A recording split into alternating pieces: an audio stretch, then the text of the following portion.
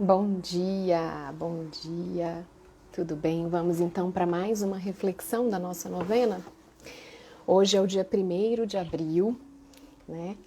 E nós estamos aqui fazendo uma reflexão sobre a novena Os 9 Meses com Maria. E hoje a novena traz uma situação bem interessante, né? Aqui fala, né? Traz o Eclesiastes, né?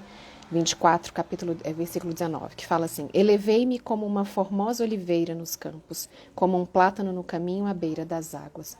Isso fala um pouquinho da forma de como Nossa Senhora, né, se regozijou, né, sobre tudo que estava acontecendo, né? Ou seja, o caminho dela era um que ela imaginava que seria e acabou que por outras formas, né, Deus a levou por outros caminhos e ainda assim ela conseguiu ver beleza nisso. Então hoje a novena fala muito disso. Nossa Senhora narra um pouquinho, né, como foi a historinha dela, né, quando ela era ainda uma criança, como ela foi, né, escolhida para ser esposa de José, como que José foi, né, escolhido lá dentro do templo para ser o seu esposo. E quanto tempo se passava, né, até que quando se era desposada, né, quanto tempo? Eu ficava 1 ano noivo antes de coabitar. Então, assim, ela já era entregue, né, como esposa dele, mas eles passavam 1 ano antes, né? Então isso é como se fosse o nosso noivado hoje. Acho que progrediu para o nosso noivado hoje, né? Então ficavam 1 ano sem morar na mesma casa, né? Ainda esperando esse momento. Só que acontece que na história de Maria e José, ela acabou engravidando antes, né? E isso tudo, de alguma forma, foi... Ela acho que estava com 7 meses de noivado quando ela engravidou. Então faltavam aí ainda mais alguns meses para que ela... 5 meses ainda até que eles pudessem coabitar. Mas José, né, vendo toda essa situação, levou Maria para morar com ele logo depois que ele soube da notícia, né? Então, o que a gente sabe é o seguinte: às vezes a nossa história vem sendo programada para acontecer de uma forma, né, tão específica ali, a gente planeja tudo, a gente acha que vai ser daquele jeito e tal, e faz de tudo para que seja, né? Pense Joaquim e Ana levando essa menina, né, para as orações, cuidando da educação religiosa dela, da educação moral, dando o melhor que podem para sua filha, para que ela seja bem casada, faça um bom casamento, porque naquela época era isso, né? O destino da mulher era ter um bom casamento. Essa era a segurança que uma mulher tinha, né, de ter um bom marido, alguém que pudesse sustentá-la, porque uma mulher sozinha, né, era muito vulnerável, né? Então faz-se de tudo, né? Faz-se tudo dentro ali do ritmo, tudo da forma mais perfeita possível para que você consiga chegar, né, onde se espera, como se isso fosse garantia de felicidade, né? E aí de repente acontece uma situação inusitada dessa, né, de Nossa Senhora engravidar, Maria engravidar. Nem de José era antes do tempo. E aí, com toda, né, a motivação que ela tinha dentro do coração, no sentido de esse é o meu caminho, eu preciso me manter firme nisso, eu dei meu sim, agora eu tenho que arcar com as consequências da minha decisão. Eu preciso me manter firme para saber me posicionar diante das situações da vida, né, que estão acontecendo. Eu preciso me guiar pelo meu coração. Deus fala dentro de mim, eu preciso ouvir essa voz. E observar e agradecer, né, e ver as belezas do caminho. Por mais tortuosos que sejam, eu preciso acreditar que se eu estou coerente, se eu estou no meu caminho, ainda que tenham curvas, que tenham cantos escuros, é por ali que eu devo continuar. Eu tenho que acreditar que dentro de mim, sim, eu ainda vou encontrar forças, né, e sabedoria para discernir o que tenho que fazer no momento em que eu encontrar a situação. E não ficar pensando antes, né, se eu vou ou não vou trilhar o caminho, porque eu não tenho controle do que vai acontecer, porque eu não tenho certezas nem garantias do que vai ser. Eu não sei se eu tenho as habilidades suficientes para enfrentar os desafios da minha vida. Quantas vezes isso nos paralisa, né? E aqui Maria veio contar, porque para ela não deixa, gente, não deixa de ser uma grande vergonha, né? Se você trouxesse, a gente traz para os dias atuais hoje uma situação dessa. Até hoje, gente, nós temos mulheres engravidando fora do casamento que ainda passam por situações muito constrangedoras dentro da família. Ainda hoje nós temos isso, né? E quando a gente fala de gestação, de gravidez, né? Nós que trabalhamos com mulheres, né? Eu, especialmente, trabalho com gestantes, trabalho com fertilidade, a gente vê o quanto ainda a vida é dom de Deus. Tudo pode acontecer de uma forma perfeita, né? O homem está perfeito, a mulher também, mas a vida só acontece quando Deus deseja. né? Quando Deus sonha com aquela vida e para tudo tem um tempo e Ele sabe o tempo de tudo que tem que ser.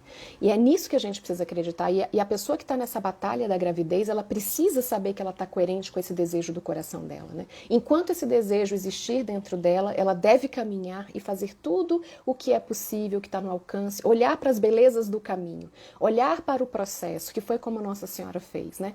Olhar para esse processo. Deus fez o caminho ficar um pouquinho mais torto, mas há beleza nesse caminho. Eu preciso olhar para essa beleza, porque olhando para tudo que está acontecendo no meu processo, eu aprendo sobre mim, eu vejo como eu consigo ter forças para enfrentar meus desafios, o caminho me fortalece. Né? Não é o final, não é o objetivo, não é o destino que me deixa forte ou me faz feliz, é o caminho que faz com que eu veja sentido onde eu vou chegar. Porque muitas vezes nem saber onde eu vou chegar, eu sei. Aliás, na maioria das vezes. A gente imagina que vai chegar num ponto e, na verdade, quando a gente está ali no processo, né, a vida nos leva para outro ponto porque a gente descobre em nós, né, coisas que fazem com que a gente busque a coerência e entenda, opa, aqui não é mais, né, o meu destino final. Eu posso mudar o rumo. E eu preciso olhar para a beleza desse processo. Então, hoje fica assim, a novena faz esse convite para a gente. Vamos olhar a beleza do nosso processo, que embora não saia como nós imaginamos, né, não tenha saído naquela sequência que a gente calculou, que a gente planejou, né, mas Deus age, né, Deus age na nossa vida e Deus age no nosso interior. E a gente só consegue ver a ação de Deus quando a gente se conecta com a gente mesmo. A gente precisa buscar isso lá dentro do nosso coração para ouvir Deus.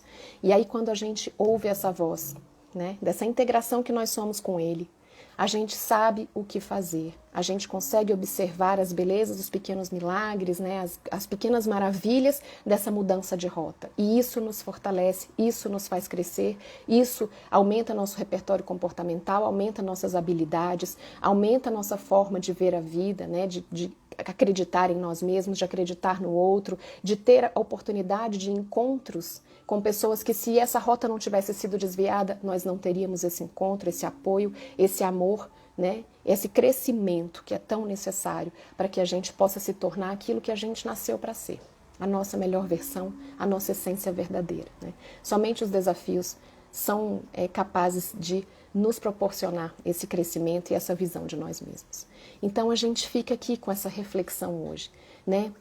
Gratidão pela sua história, honre a sua história, né? Se ela não saiu como você chegou, se algo na sua história é motivo de vergonha para você, hoje você vai refletir e pensar sobre isso, né? E pensar o quanto isso fez você crescer e quantos frutos, né, você não colheu dessa situação que foi às vezes uma situação de vergonha, de dor, de humilhação, uma situação que você imaginou, poxa, a culpa foi minha, se eu tivesse feito de um jeito diferente, as pessoas tinham me alertado e eu fiz porque quis. Você vai acolher a sua decisão, vai compreender que naquele tempo, era o tempo que você tinha, era a sabedoria que você tinha naquela época para tomar aquela decisão. Você vai honrar a sua história, honre a sua história, olhe a beleza da sua história, né? E hoje a gente olha para a gente e fala, eu cheguei até aqui por conta disso, poderia ter chegado em outro lugar, poderia ter feito diferente. Você não é a sua versão final ainda.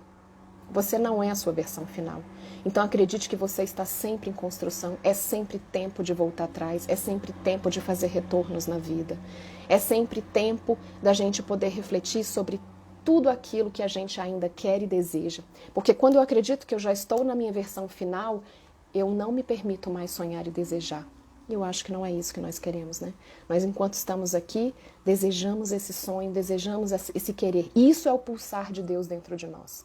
Quando o sonho e a vontade acabam, abre um espaço enorme para a desesperança, porque abre um espaço para desconexão.